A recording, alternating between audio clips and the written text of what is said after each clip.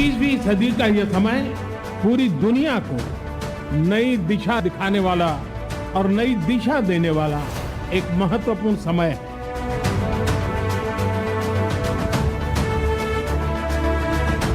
सबका साथ की भावना से ही भारत ने प्रस्ताव रखा था कि अफ्रीकन यूनियन को G20 की स्थायी सदस्यता दी जाए।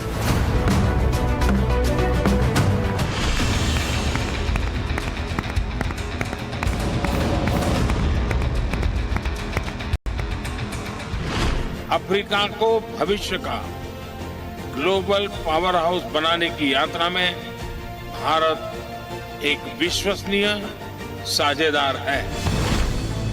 दुनिया के मंच पर नए भारत का चमकता सूर्य है, जिसकी स्वर्णिम रोशनी दुनिया के बदलते वर्ल्ड ऑर्डर पर फोकस कर रही है। एक नया ध्रुव है जो बन रहा है, एक नई धारणा है जो तैयार हो रही है। उम्मीदों का धवल प्रकाश है जो विकासशील देशों के प्रतिनिधि के तौर पर भारत के नेतृत्व को प्रखर कर रहा है। और सूत्रधार हैं पीएम मोदी।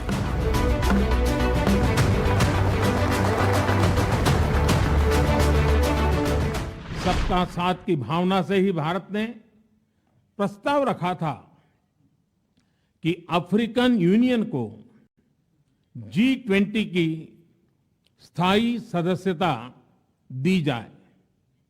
मेरा विश्वास है कि इस प्रस्ताव पर हम सबकी सहमति है।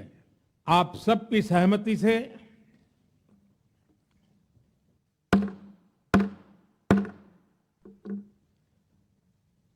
आगे की कार्रवाई शुरू करने से पहले मैं अफ्रीकन यूनियन के अध्यक्ष को G20 के स्थायी सदस्य के रूप में अपना स्थान ग्रहण करने के लिए आमंत्रित करता हूं। G20 शिखर सम्मेलन के पहले सत्र के शुरू होने पर पीएम मोदी ने अफ्रीकन यूनियन के प्रेसिडेंट अजाली असोमानी को गले मिलकर शुभकामनाएं दी और इसी के साथ बदलते विश्व और बदलती वैश्विक धुरी में भारत की भूमिका और अहम हो गई। G20 अब G21 बन चुका है। प्रधानमंत्री नरेंद्र मोदी ने अफ्रीकन यूनियन के G20 का हिस्सा बनने का ऐतिहासिक ऐलान किया। इसके साथ ही ग्लोबल साउथ में भारत की लीडरशिप और मजबूत हो गई। अफ्रीकन यूनियन कई सालों से G20 संगठन का हिस्सा बनने का प्रयास कर रहा था।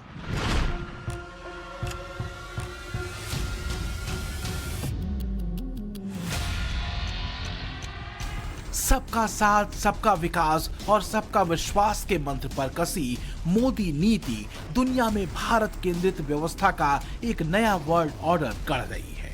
भारत के ग्लोबल साउथ की आवाज बनने का जिक्र पीएम मोदी कई मंचों से करते रहे। जाहिर है पीएम मोदी ने G20 में अफ्रीकन यूनियन की एंट्री कराकर ग्लोबल साउथ के नेतृत्व का दावा और मजबूत कर दिया है। अब सवाल यह है कि इससे फायदा क्या होगा। तो अफ्रीकन यूनियन के G20 का स्थायी सदस्य बनने के साथ ही ग्लोबल साउथ में भारत का कद बढ़ा है। नए वर्ल्ड ऑर्डर में भारत की भूमिका और अहम साबित हुई है। भारत पर और पीएम मोदी पर ग्लोबल साउथ के देशों का भरोसा बढ़ा है और मोदी का वसुधैव कुटुंबकम के मंत्र one earth, one family, one future और मजबूत हुआ है। हमारी इंडिया की मेंबरशिप में जब यहाँ पे हो रही है तो पहले मिनट में जो डिसीजन लिया 3 हथौड़े मार के वो था कि अफ्रीकन यूनियन को permanent member. I think it's according to me अब आने वाले 2 दिनों में जो हो वो हो, it is already a success. तो दिल पर पत्थर रखकर ही सही, लेकिन चीन को अफ्रीकन यूनियन के G20 में शामिल होने के प्रस्ताव को स्वीकार करना पड़ा और पीएम मोदी के इस कदम को जहां ग्लोबल लीडरशिप में, ग्लोबल साउथ लीडरशिप में चाइना के मंसूबों को चोट पहुंचाने वाला समझा जा रहा है, तो वहीं ये भारत की बढ़ती हुई वैश्विक स्वीकार्यता और भारत के बढ़ते हुए कदम और भारत के बढ़ते हुए कद का प्रतीक भी है। पिछले करीब 10 सालों में दुनिया को भारत की तरफ देखने का नजरिया और भारत का दुनिया में अपनी भूमिका को लेकर दृष्टिकोण बहुत तेजी से बदला है। आर्थिक मंदी के दौर से जूझ रहे ग्लोबल नॉर्थ के विकसित देशों के बीच मोदी काल में भारत ने अपनी एक अलग पहचान गढ़ी है। दुनिया की 5वीं बड़ी अर्थव्यवस्था बनने के साथ ही भारत ने कोविड महामारी से असरदार जंग लड़ी है और जीता है, जिसमें दुनिया के विकसित देश भी कमजोर साबित हुए। मोदी का मंत्र दुनिया की चुनौतियों के लिए शांतिपूर्ण और मित्रवत प्रयास कर रहा है। दुनिया के मंच पर भारत मुखर तरीके से अपनी बात रखने वाला देश बना है और राष्ट्रहित के साथ ही वैश्विक शांति और मानवता को भारत ने सबसे ऊपर रखा है। इसमें शक नहीं कि कोरोना महामारी के बाद और रूस यूक्रेन जंग के बीच तेजी से बदलते विश्व को दुनिया के विकसित देश देख और समझ रहे हैं। आर्थिक मंदी ने यूरोप के कई देशों में दस्तक दी है, तो वहीं अमेरिका में भी अर्थव्यवस्था लड़खड़ाती दिखती है। ऐसे में ग्लोबल साउथ के हिस्से से भारत एक भरोसेमंद दोस्त के तौर पर दिखता है, जो ग्लोबल साउथ की आवाज बन सकता है। इसका जिक्र पीएम मोदी इसी साल जनवरी में आयोजित हुए वॉइस ऑफ ग्लोबल साउथ के मंच से भी कर चुके हैं। In the 20th century, the developed countries were the drivers of the global economy. Today, most of these advanced economies are slowing down. Clearly, in the 21st century, global growth will come from countries of the South. I think that if we work together, we can set the global agenda. The voice of the global South needs to set its own tone. Together, we need to escape the cycle of dependency on systems and circumstances which are not of our making. Global south में करीब 100 देश आते हैं। इस साल 12 से 13 जनवरी को भारत ने वॉइस ऑफ ग्लोबल साउथ नाम से वर्चुअल समिट आयोजित की थी। ग्लोबल साउथ में आर्थिक और सामाजिक विकास के आधार पर कम विकसित या विकासशील देश हैं। ग्लोबल साउथ में लैटिन अमेरिका, अफ्रीका, एशिया और ओशिनिया के देश हैं। G20 में अफ्रीकन यूनियन के प्रेसिडेंट के पीएम से गले मिलने की तस्वीरें जिनपिंग और चीन दोनों को चिढ़ाती रहेंगी, क्योंकि लंबे समय से चीन अफ्रीकन देशों में निवेश करके वहां के हालात भी श्रीलंका और पाकिस्तान जैसे बनाना चाहता था। लेकिन कोविड के दौर के बाद चीनी निवेश अफ्रीकन देशों में कम हुआ। हालांकि चीन G20 में अफ्रीकन यूनियन की सदस्यता को लेकर बात जरूर करता रहा, लेकिन उसे जमीन पर अंजाम दिया पीएम मोदी ने। एक्सपर्ट मानते हैं कि पीएम मोदी का ये कदम सही टाइमिंग के साथ एक परफेक्ट स्ट्रोक है। बहुत ही अहम फैसला है ये। आई थिंक ये बहुत दूरदर्शी फैसला है, क्योंकि अगर आप देखें पिछले 15 सालों में, 16 सालों में या उससे भी पहले, चाइना का ये प्लान था कि किसी तरह से जो ग्लोबल साउथ की लीडरशिप है वो चाइना ले, और इसको मद्देनज़र रखते हुए चाइना ने vast tracts of land Africa में भी खरीद लिया। इनफैक्ट बहुत सारे ऐसे देश बैंकरप्ट हो गए जो चाइना उनको सपोजिटली कह रहा था कि हम सपोर्ट करेंगे। श्रीलंका एक था, अफ्रीका में बहुत सारी ऐसी कंट्रीज़ थी। तो लोगों ने अपना माथा पीट लिया था कि हमें एक ऐसा लीडर चाहिए जो कि हमें रिप्रेजेंट करे। अब जो चाइना धीरे धीरे वीक हुई है, हटी है कोविड के बाद स्पेशली, ये एकदम राइप मोमेंट थी कि भारत आगे आए। ये करना बहुत ही इम्पॉर्टेंट है। It is changing the nature of the G20।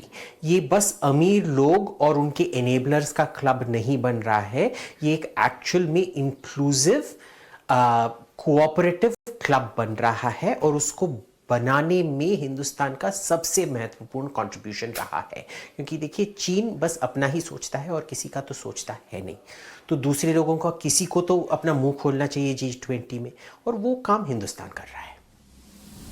जाहिर है G20 में अफ्रीकन यूनियन की एंट्री के ऐतिहासिक ऐलान से चीन तो बेचैन हुआ, लेकिन उसकी टीस निकली पश्चिमी ग्लोबल साउथ के एक भरोसेमंद और असरदार आवाज के तौर पर स्थापित हो रहा है। 2014 के बाद मोदी ने नए भारत का परिचय दुनिया से कराया, जिसमें भारत की भूमिका की परिभाषा मजबूती से की गई। भारत की दमदार विदेश नीति के बदलाव को दुनिया की जमीन पर उतारा। मोदी रेजिम का भारत अपनी शर्तों पर चलता है और दुनिया के देशों को एक परिवार के तौर पर देखता है। अफ्रीकन यूनियन को पीएम मोदी का ये कमिटमेंट काफी पहले से रहा है। इसके संकेत पीएम मोदी अफ्रीकन देशों की यात्रा के दौरान देते भी रहे हैं। पिछले दिनों साउथ अफ्रीका के जोहान्सबर्ग में ब्रिक्स देशों के सम्मेलन में भी पीएम मोदी ने ब्रिक्स संगठन से जुड़ने वाले नए देशों का स्वागत किया था।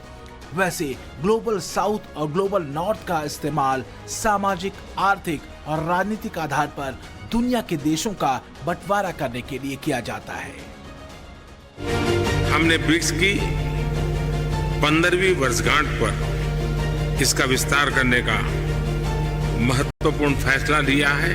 भारत का ये मत रहा है कि नए सदस्यों के जुड़ने से ब्रिक्स एक संगठन के रूप में मजबूत तथा हमारे सभी साझा प्रयासों को एक नया बल देने वाला होगा। ये बात ग्लोबल स्तर पर साफ हो चुकी है कि चीन और भारत के बीच अगर ग्लोबल साउथ की आवाज के तौर पर कोई सबसे ज्यादा भरोसेमंद है तो वो है भारत। पिछले करीब 10 सालों में महामारी के दौर से लेकर दूसरी प्राकृतिक चुनौतियों से जूझते विश्व के लिए भारत एक परखा हुआ विश्वसनीय मित्र साबित हुआ है। जबकि इसके ठीक उलट दुनिया ने चीन की मदद के रूप में जमीन हथियाने और हड़पने की चालें देखी हैं। फिर चाहे वो श्रीलंका हो, पाकिस्तान हो या फिर अफ्रीका। और यही अंतर मोदी के वसुधैव कुटुंबकम के भावुक सूत्र को और मजबूती देता है।